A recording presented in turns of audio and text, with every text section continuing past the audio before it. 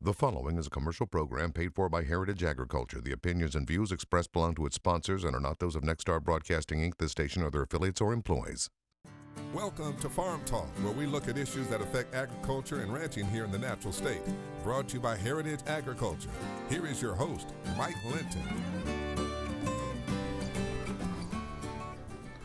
Welcome to Arkansas Farm Talk. I'm your host, Mike Linton. My guest today is Mr. David Curtis. David's the State Executive Director of Farm Service Agency. David, welcome to Arkansas Farm Talk. Thank you, sir. Yeah. Hey, let's get into it. Tell me a little bit about Farm Service Agency, FSA, and the history of Farm Service Agency. Okay, the Farm Service Agency has gone by different names over the years, but back in 1933, when Roosevelt was elected, part of the New Deal was he established the Department of Agriculture, and then he initiated some agencies within that, and Farm Security Administration is what we were first called. And then we were ASCS over the years, and then now we're Farm Service Agency. Okay. Basically, we just serve the farmers and ranchers by administering the federal farm programs. Yep. So that's the history of it, right? Yes, sir. Okay. Tell me how Farm Service Agency is ran. Okay, basically the day-to-day operations are ran from a county office or a group of counties serviced out of one office. And the county committee system, which has been around since the beginning, is a farmer elected committee system where you have farmers serving farmers. The people are serving elected each year. They serve a 3-year term, and there's different areas of the county or counties that they come from, and they're kind of local grassroots administration of the farm programs. They make decisions every month, and actually help the county office make decisions every day. They hire the executive director in each county office. That director then is responsible for administering the farm programs. The other side of FSA, which came about 15 years ago, is the Farmers Home Administration was divided, and FSA took the farm loan program, and RD, Rural Development, took the housing side. Okay. So we do farm loans as well. We have about 95 or 96 employees around the state in different offices, service areas that make loans to farmers, beginning farmers, people expanding, just getting started, but we make farm loans of all different kinds to the ag producers in Arkansas. How many county offices do you have? Okay, right now we have a structure of 52 offices. We have farm loan presence in about 23 offices. Okay. And then we have what we call farm loan service centers, which are basically the managers of the farm loan program in their area. That's where they're housed, and there's 16 of those. So we're spread out across the state. In the past, we've gone through some situations where we had some offices that, based on workload and things, the economics weren't there to keep the doors open, and so they've been co-located with another office in an adjoining county.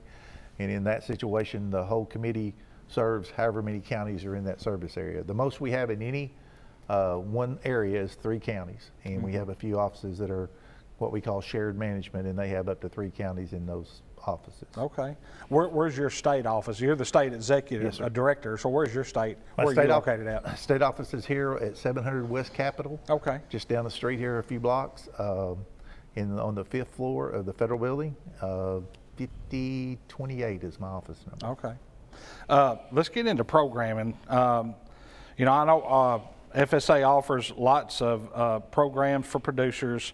Tell me, let's really get into the meat and potatoes of the different programs that are offered. You said you got beginning farmer, programs? Those are the loans.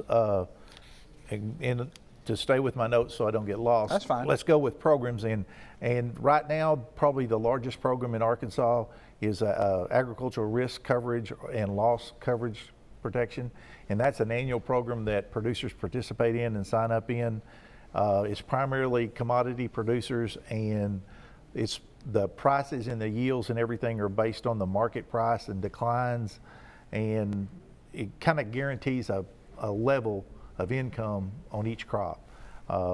that's the most prominent program probably in Arkansas that everyone knows about. We put out about $286 million a year to Wow. 25,000 producers in that around the state. Most everybody has heard of it or been a part of it. If anybody's ever had anyone talk about base acres or yields and things like that, then they've probably been speaking of the ART PLC is what we call it. That's the acronym for it, ART/PLC. Now, is that based off county average, or is that a state average or a federal average? One portion of it allows you to use your own yields. That's the different ART. One of them is a revenue coverage, and under it you can prove your own yields, use your own yields, and those apply. And then the PLC part of it, it's based on county averages and is administered from that. But it makes it to where when folks change crops, they can still participate on the crop they have a base on or whatever. You know, say they had a rice base and then they moved to corn or something, then they could go PLC or whatever. The ART part of it, you got to have acres planted, and it's based on the actual acres that you have planted. So. Okay. What other programs are out there? I mean, I know there's a lot. That's pretty broad. Yes, sir. So. Probably Conservation Reserve Program is another big one. It's about $17 million a year. Goes to 6,600 producers. Basically, what it does is it takes environmentally sensitive land out of production and either plants it to grass or trees or some conservation practice. And a lot of times people put marginal land in it that won't quite make it economically. Then they can draw an annual rental payment on it. And there's 10 to 15 year program. You can go 10 years, 15, whatever you decide. It's a bid process. There's a part of it, it's also called a continuous sign up, that's a buffer part against streams or water reservoirs or whatever. It's all about erosion control, water quality, and we do it in conjunction with NRCS, the Natural Resource Conservation Service.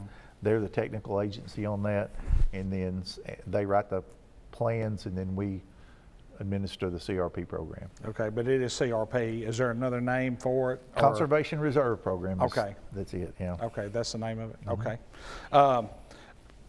Beginning farmer programs. There's somebody wanted to get into farming or ranching or something. There's programs for that. There's a loan programs. Under our loan programs, there's a pot of money that's set aside for beginning farmers. That pot of money, the interest rate on it right now is not, the interest rates are so low, there's no great advantage to it. So normally our normal loan program is just as viable as the beginning farmer at this time. It does allocate a set of money for beginning farmers. I got you. Hold that thought. We're going to take a quick break. We'll be right back with Mr. David Curtis from Farm Service Agency. Since 1921, we've been supporting rice farmers across America. These are the farmers who own our co-op, who prosper together, striving to do more for their communities, going deeper, working smarter, growing stronger. That's how we make good even better. That good comes from the time and toil they're passing down of a way of life that supports not only their families, but families all over the world. So the world can be served with great food. Riceland. United, we grow. In good times and hard times, Arkansas Farm Bureau is there. We're always working, so our state's farmers and ranchers can continue to put food on store shelves and on your family's dinner table. We support training for medical care in rural communities and the industries that provide materials needed for critical supplies. Arkansas Farm Bureau, working every day to keep Arkansas strong. At Harvest, you have one goal: finding the perfect flow of grain from the field to the bin. Case IH Axial Flow combines are engineered for matched capacity to deliver proven grain savings, so you can keep efficiency flowing smoothly.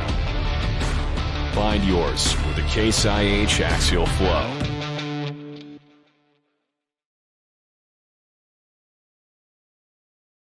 Built upon a solid foundation of cast iron and steel, the Kubota L-Series tractor is the #1 selling compact tractor in the U.S. for over 10 years. Powerful Kubota diesel engine, ease of operation, and your choice of a Kubota gear or HST transmission. The durable Kubota L-Series. Talk to your local Kubota dealer today to schedule a demo. Go to KubotaUSA.com for full disclaimer.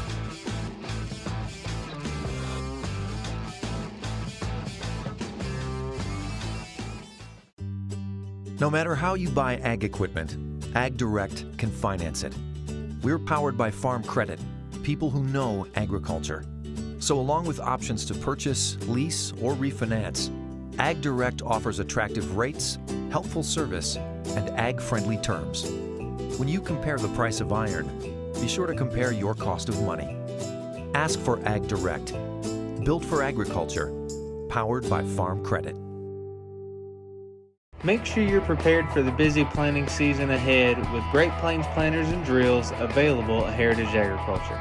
The Great Plains lineup of planters and drills, including the 3P4025AH twin row and YP825 planters, are accurate, dependable planting solutions, ready to help you kick off your planting season. Heritage Agriculture, the 7 locations to serve you.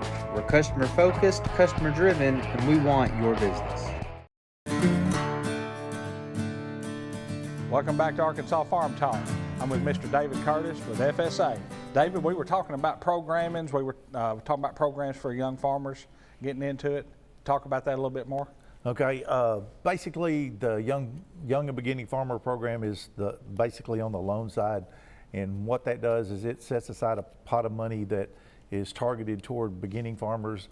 There's also a minority social disadvantaged pots, but those pots have a set interest rate on them. And with today's low interest rates, there's not a great difference in them and the other programs. So loans are loans right this moment because interest rates are so low. But that is a part of our program. We try to address beginning farmers. You know, there's minimum qualifications on experience and farm management if you're going to buy a farm. But then if you've just got some farm background and interest, then operating loans is how people a lot of times start. Beginning farmers, young farmers, they'll come to us and the bank doesn't feel secure in making them a loan because they don't have any assets really. Sure. and don't have a lot of experience in farming on their own. So that's where we step in. We have no intention and no in form or fashion do we want to compete with local banks. When people can't get the financing at their local bank because of their situation or their circumstance, that's where we basically come in and do our part. Now, a lot of times when folks expand, they may be a pretty good size operation, but if they expand, banks are hesitant to go with a large expansion. The poultry business, of course, that's more than not handled through our guaranteed loan program. And what that is basically is the loans are made by a bank and we just guarantee up to 95% of those loans. Yeah. And so, and of course, the reason that is the guaranteed loan limits are so much more than the direct loan limits that you can't reach a big poultry operation with those guaranteed limits.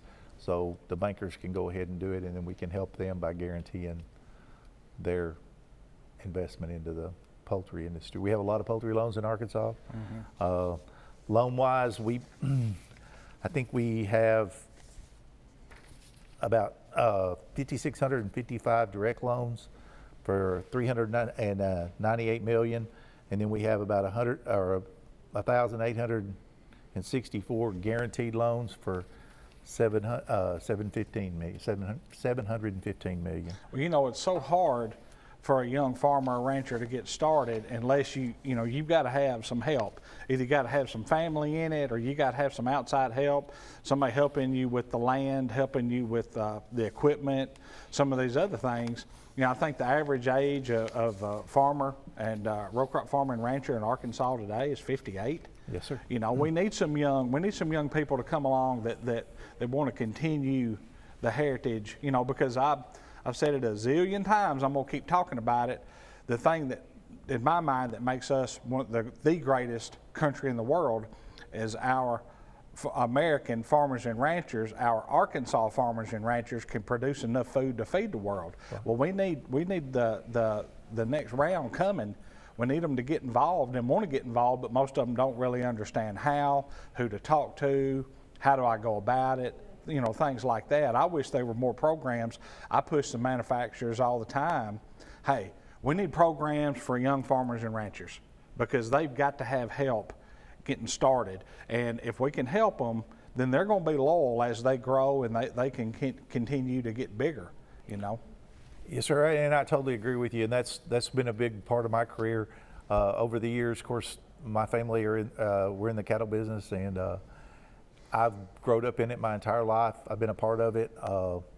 For years, I served on the Governor's Young Beginning Farmers Commission, so back in the 90s. So I've always been a part of that and tried to advocate that. A lot of times, economics just don't lend themselves to someone getting started. So you see a lot more of people, either family member helps them. There is some programs out there in USDA that we don't totally have control over or actually administer that basically help folks transfer land to a young and beginning farmer. It is a good idea. I don't know that it's actually caught on like it was intended, but over time, I think that some more of that'll happen. All of this stuff runs, success-wise, runs on basically the farm economy, and of course, we know we've been in a tough place. We're in a struggle.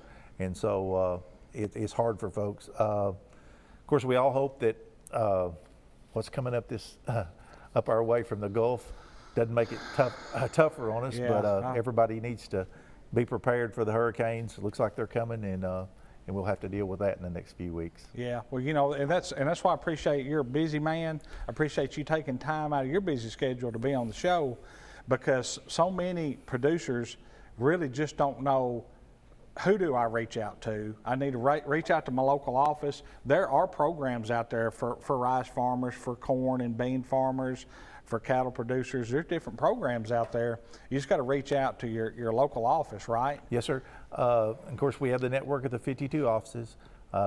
Most everyone will know who their service area is. If not, they can get online or just call one office and they can get them in contact with the office they need to do business with. Most of the farm records are located in the physical location of the county where they reside, where their farm is.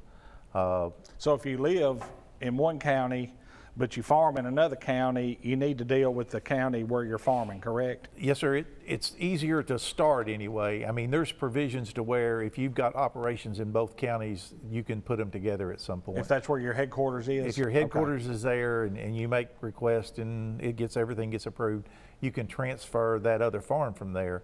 But to begin with, you need to start out in the headquarters county where the land is physically located. Okay. And that makes it easier on everyone. Basically, those county offices, of course, are trying to operate under COVID. Everybody's dealing with it. Employees are wearing masks. We have a different level of offices right now. We have several offices 12 offices, in fact, that are still in the gating phase. Everybody's heard about the gating phase under CDC guidelines and all that. Well, tell me about that a little bit. Basically, the USDA version of the gating phase is that you don't have a rise in cases and the numbers per capita are at a certain level, and then you move for 14 days to phase 1, and if you're successful there and things don't rise or go up or become a hot spot, then you can move to phase 2 and phase 3.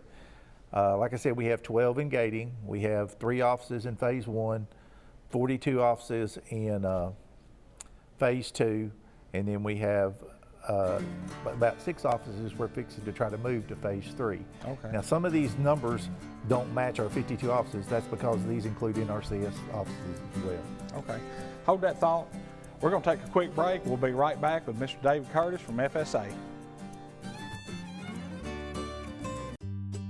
No matter how you buy ag equipment, AgDirect can finance it. We're powered by Farm Credit, people who know agriculture. So along with options to purchase, lease, or refinance, AgDirect offers attractive rates, helpful service, and ag-friendly terms. When you compare the price of iron, be sure to compare your cost of money.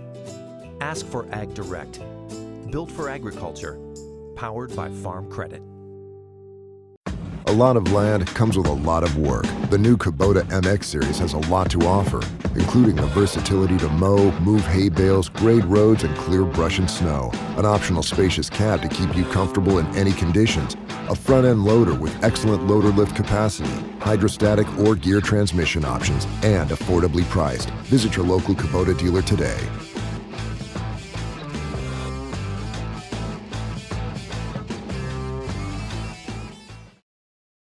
During these busy and challenging times, Krone wants you to know we've got your back. So we're offering you 90 days of deferred payments on select models of Krone mowers, tedders, rakes, and round balers.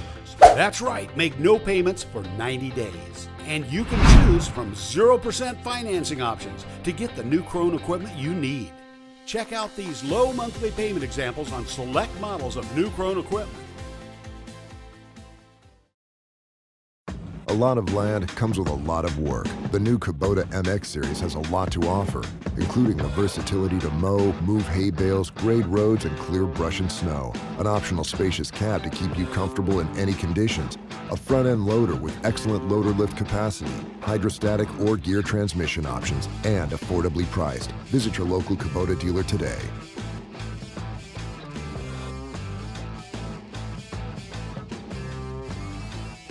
At Case IH, we believe it's our job to provide you with solutions. That's why our Farmall and Maxim tractors, as well as our tools and attachments, are designed with you in mind. From mowing to baling to loading and more, we're here to help turn your to-dos into to-dones. At Case IH, we'll keep your days running smoothly with equipment that's durable, versatile, and highly efficient. No wonder farmers are more loyal to Case IH than any other brand. Visit your local dealer or go to caseih.com/livestock for more. Since 1921, we've been supporting rice farmers across America. These are the farmers who own our co-op, who prosper together, striving to do more for their communities, going deeper, working smarter, growing stronger. That's how we make good even better. That good comes from the time and toil they're passing down of a way of life that supports not only their families, but families all over the world, so the world can be served with great food. Riceland. United, we grow. Welcome back to Arkansas Farm Talk. I'm with Mr. David Curtis with FSA. David, we were talking about your local offices.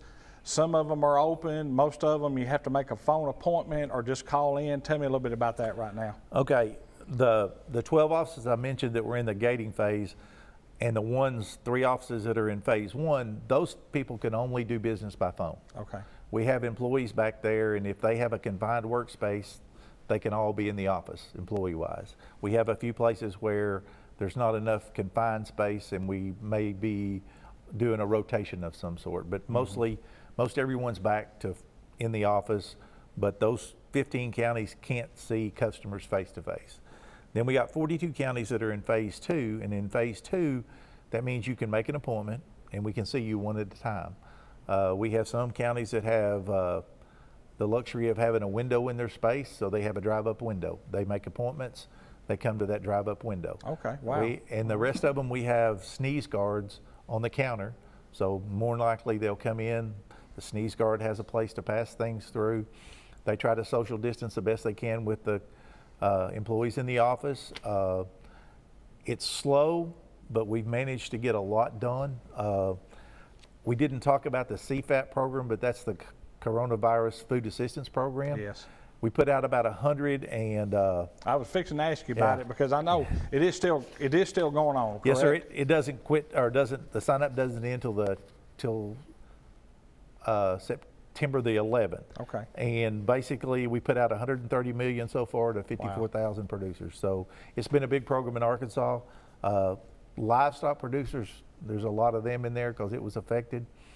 I think there's working on another program that possibly could be around in a few days that maybe addresses a different part of the fiscal year. Yeah, I was fixing to ask you, do you think that there will be a round 2 coming along? Just like you, I hear the rumors. Yeah. I have friends at Farm Bureau, and we just talk all the time. As an official answer, we don't know nothing because we really don't. But I do know they're doing some testing, and the folks at Farm Bureau say there's probably going to be another round. Well, I hope so. My good friend Rich Hillman farms out of Carlisle, and he's president of Arkansas Farm Bureau, and nobody fights harder for the farmers than Farm Bureau, especially Arkansas Farm Bureau. He spends a lot of time in Washington, sir. I know that. Yes, he does, and they do a very good job. They're working on several different things, and Matt King and I talk a lot. He keeps me caught up. So basically, we have a good working relationship with those folks, and they'll know things before we actually get them officially. So it helps to. So be people aware. just need to. I don't mean to cut you You're off, fine. but people just need to call in and see if hey, it's strictly on the phone or email, or can I come in for an appointment? Because we can't take a chance of our FSA people getting sick, because then that shuts the whole deal down. Right. What happens if we have someone get exposed, firsthand exposure to someone positive to COVID? I got to shut the building down for 7 days or until we can get it cleaned to CDC guidelines. Mm-hmm. Then those employees that were exposed, they're gone for 14 days. Well, if you put the math together there, that means you don't get paid, because they're working from home, teleworking, and there's only so much you can do document-wise. Sure. Now, we have a lot of things that have been put in place as far as electronic data transmission, but just like you said, we have a lot of farmers 50, 60 years old. Some of them are technology savvy, some of them aren't. Yeah. And in those cases, we have to do everything we can do to try to get those folks signed up. And it's just some people in Arkansas don't do a lot with the technology side of it. Mm-hmm. But we have ways to transfer forms electronically, and we can do Teams with them, we can do Zoom, we can do all kinds of different technological things to make it possible to serve them. But primarily, like CFAP, we've seen a lot of producers, and we would have a drop box outside. Some county offices have set up a mailbox right by the door. They'll get your paperwork ready, put it out there. They'll call you. You'll come up in the parking lot, get it out, sign everything, put it back in there. They'll get it out, carry it back in the office, and go on with business. Well, unfortunately, we've got a hurricane coming. Yes, sir. And we could stand about an inch rain, but we don't need 4, 6, or 8, or 10 inches, and we sure don't need the wind. So, this show is going to air next Wednesday. Let's just say, okay, this thing's going to come through here. If people have questions, if they have some issues, concerns, or whatever, I guess they can reach out to your offices. Yes, sir. Contact their local office. That's the best way to go about it. Of course, the first few days or weeks on the front end of a major disaster like that will be disaster damage assessment.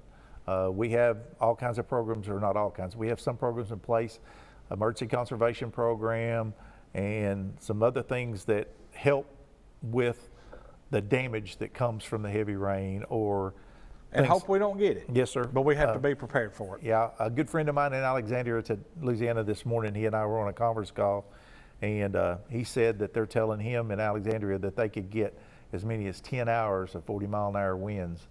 So, and I've seen the prediction here that we could get 4 to 11 inches. So, well, we just need people to know that they can reach out to you in your office. And, I want to thank you personally, and I want to thank your office for everything that you do for farmers and ranchers here in the Natural State. And if you need anything, reach out to David Curtis or anybody in his offices at FSA. Thanks for watching Arkansas Farm Talk. We'll see you next week. Thank you for watching Arkansas Farm Talk, brought to you by Heritage Agriculture.